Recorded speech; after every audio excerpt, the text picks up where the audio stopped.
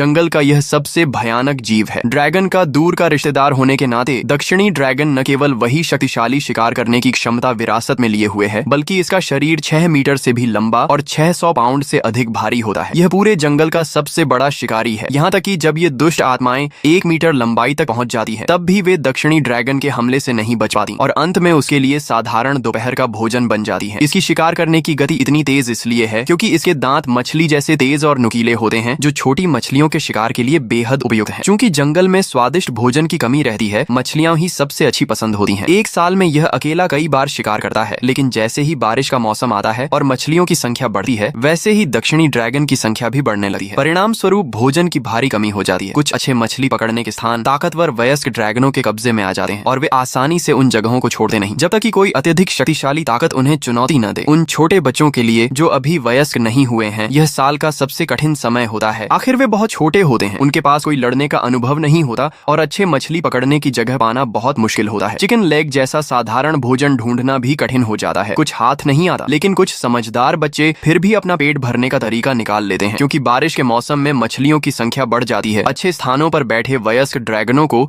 भोजन की कोई कमी नहीं होती। वे मछली का सिर्फ सबसे नरम हिस्सा खाते हैं और बाकी फेंक देते हैं। यही बच्चों के लिए अवसर बन जाता है। आखिरकार मक्खी का पैर भी मांस ही है और ताजा छोड़ी गई मछली तो और भी बढ़िया। जब वयस्क ड्रैगन पानी में मछली पकड़ रहा था, छोटा बच्चा चुपके से पास आया, लेकिन अनुभवहीन होने के कारण जल्दी पकड़ा गया। सौभाग्य से उसे कोई चोट नहीं लगी, बस भगा दिया गया। लेकिन वह छोटा वहां से गया नहीं। वयस्क ड्रैगन के बड़े मुंह को देखते हुए उसने फिर अपनी किस्मत आजमाने का